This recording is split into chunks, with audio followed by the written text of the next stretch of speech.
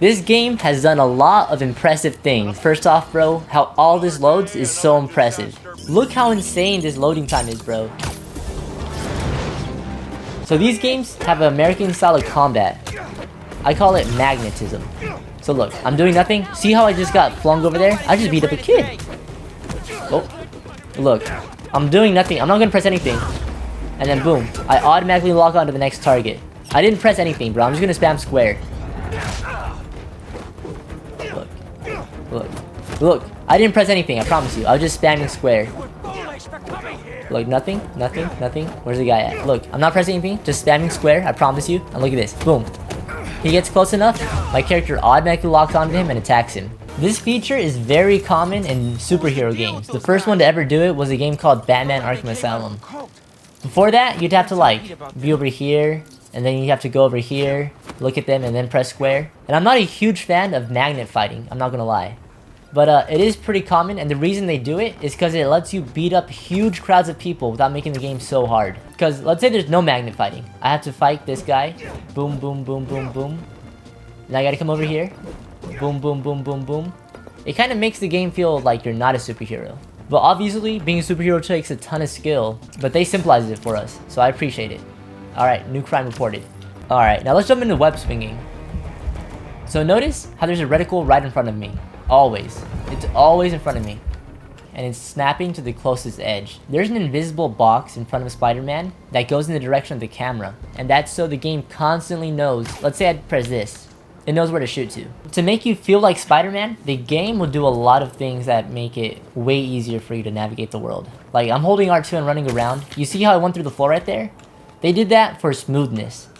So I'm pretty sure what the game does is it makes you not collide with anything for a few seconds during animations, and just make sure you go forward. Because if you got caught up, let's say I'm a player, right? And I want to run forward, over there, or whatever. If I kept getting tripped up on these small things, the player would say, hey, this game sucks, it's way too hard. They expect me to actually be Spider-Man. And obviously, as a game maker, you don't want to do that. So let's see if I can break it. Let's go. You see that? I collided with it, but it bumped me up automatically. Here, let's go. See if we can do it again. Boom. It bumps me up. The reason they do that in this game is because it's fun. Oh, look at this. Look at this. So let's say you're tasked with making a giant video game world. The whole of New York City. That's a huge undertaking. So they cut some corners. I'll show you how. So I don't know if you noticed, but a lot of these buildings look very similar. Like that one and that one right there. They just rotate them differently and make them different sizes. So boom, boom. But they did a really good job. Because it'd be a huge waste of resources. Like this one building right here probably took a guy like a couple hours. This one too.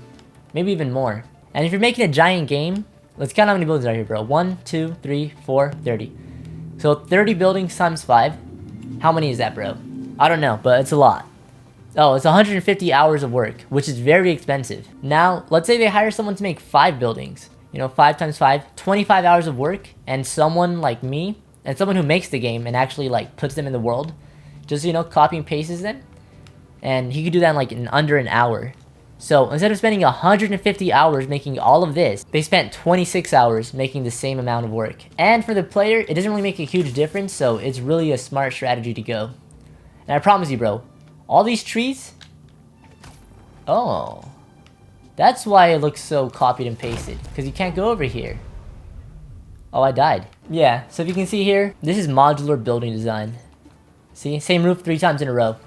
So what video games do when they have a huge open world like this is something called level of detailing. Meaning, so look at this floor right here, super detailed, right? However, if you were to render all this, let's say on a building that's like way over there, it'd be kind of a waste. So what they do is they have a lower level of detail over there. It's called LOD. And a good example of this is looking at people. Okay, you see those way over in the distance? You see those people way over in the distance? They're not rendered out because it'd be a huge waste of resource. They're just small, they're just like low poly, I don't know what they are, bro. Like low poly stickers that just move left and right. And if they get closer, they'll start turning to animated like those guys will be. And look. So I want you to focus on those people behind the car, those 3 right there. I'm gonna get closer, and then they're gonna do something. They won't just be moving back and forth in that one spot. Look. Oh. Let's see. And boom. They're gonna move, watch. I knew it. Yep, they go that way, they go that way. Yep. And bro, what's so impressive to me is look at all this. Look at how many people they managed to render in that one scene. This might be like the first time it might be possible ever. Because if you tried doing this like in a PlayStation 4, your game might crash unless it was super optimized. Also, if you notice, when you move... Yeah, look at this. I see another little trick they did. Alright, so one big problem a lot of games have is pop-in. So let's say I'm moving at a fast speed. So let's say I'm moving forward, and then they have to change the people from being those like cut-out cardboard figures into real people. And this game, what they do is when you move fast, it blurs out the background a bit. And it hides a lot of the pop-in. I can't even tell.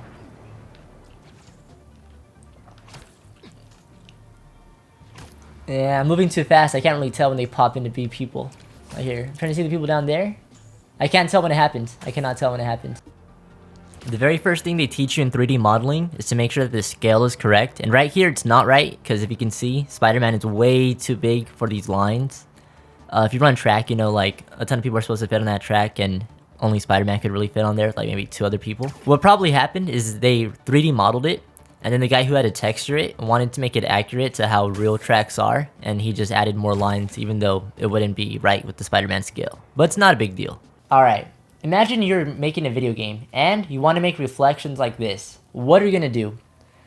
One way you could do it is you could gather the billions and billions and billions of photons that get reflected off these buildings, hit this wall, and reflect it accurately, which would be a huge waste of time. Now what you could also do is you can make a cube map. A cube map is basically a picture printed on 4 walls. It's basically a cube that captures the entire scene. So imagine like imagine like 6 pictures being taken, 1 forward, 1 backwards, 1 left, 1 right, 1 up, 1 down, and you put it into a cube. You take the picture 1 time, and then you can apply it to materials like this. Now, if you'll notice, you'll see moving stuff. Like, you see the car that just moved down there? You won't see it here, because it's just 1 picture. And if you do, you do see it! No way! Oh, bro, this game's insane! No way! Bro! Oh, this game's amazing! I don't know... Oh... They constantly take a picture, and they constantly put it on the wall, bro. That's insane. I underestimated this game, bro. They are crazy with this one. Alright, guys. First thing I'm going to show you that's impressive. Look inside all these buildings. In older games, it would just look like this. Like nothing. Or let's see. It would just have, like, blind shutters, or it would just be reflective. But the fact that you can see inside of so many buildings, bro, is so impressive. Of course, they had to cut corners. Like, look at this bed. It's red. We're going to go down. Oh, the exact same bed. So obviously, you know, they did that. But it's still really impressive. However, rendering all these polygons would have been a huge waste of resources and make the game run like so badly. Even if it's on a PS5. So what they did... Wait, bro. Even my lighting affects it. That's crazy. Alright. There's a technique where you can make a flat layer look like a 3D image. But I'm not too sure they did that this time. Because... my lighting affects it, bro. If they found a way to make those two work together, that is impressive, bro. I don't even know what they did. Alright, bro. One thing that's insane that I have no idea how to do. Alright, so let's say you want to make the inside of this building. One, you could render it all out. You could make the floor, the ceiling, the roof. You can make the floor, the walls, the ceiling, you know what I mean? And you can even put like flat textures in between it, using a technique called the cube map. But what I don't understand is, bro, if you look closely, here, photo mode. Bro, if we look closely, there's 3D furniture. These books are 3D. I do not know how to do that with a cube map, bro. I can make it like flat books, but I can't make a not flat books. How do I raise that? There we go. Bro, this floor is 3D. This bookshelf is 3D. This bookshelf is also 3D, bro. These books are 3D. That lamp is 3D. There's a person inside of here, bro. I have no idea how they did that. Look at that. Bro, okay, so he is not part of a texture. I have no idea how they did that, bro. That is so impressive. But actually, I have two theories. One, they invented an even better cube map that I have no idea how to do, bro. Like a super cube map. A 4D cube map, bro. I have no idea what it would be even called. And theory number two is that they didn't fake it and that this is actually just 3D modeled out. Like, this is for real. Like, they modeled that in there. They modeled this in there. They probably made like 100 different rooms and then randomized and then put them in different places. And then they made others with like blinds right here. Let's see what's down here. They put a low polygon guy in there. He's not too detailed, but he's pretty detailed. Yeah. What's most likely they did is they actually did this. But and probably made like 100 different rooms, which took a team of 10 people probably like a week to do. And then they randomly put them throughout the city. Which would be hard, but it's doable. And since it's PlayStation 5, previous generations of consoles would not be able to handle that. Like, you gotta render the outside of the building, and now you gotta render the inside as well. So yeah, they probably just 3D modeled it on the inside. Impressive. Okay, you see all these people? Notice that these dudes are wearing the exact same beanie. They just randomized the hat color. So let's say you're making a game, like New York City, that has a population of like 7 million or something like that. Are you gonna make 7 million people? Because making one person, bro, I promise you, is so hard. It takes like maybe 5-6 hours, especially.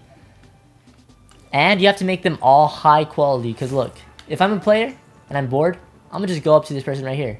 Look at him in detail. Hold up. Matter of fact, I'll even take a picture. How do I take a picture? There we go. Boom. Close up. Boom. Close up.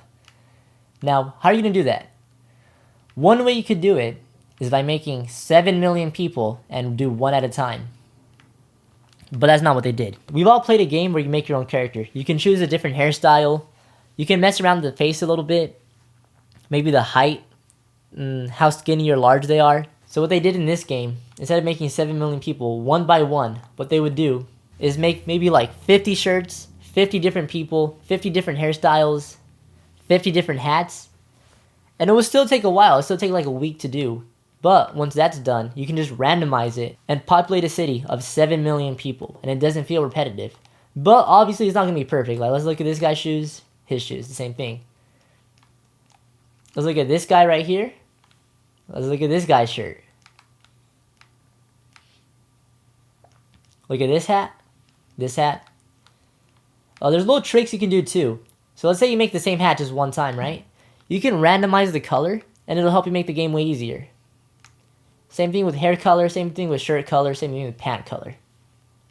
And that's how you make a city of 7 million people without making 7 million people. So what's the final rating on this game out of 10? Well, first, check out my video where I react to Pokemon Scarlet and Violet. I promise you, bro, they did a really bad job on that game, and I break down a lot of the glitches. But as for this game, as a game dev, I have to give it 20 out of 10. I promise you, bro, it is that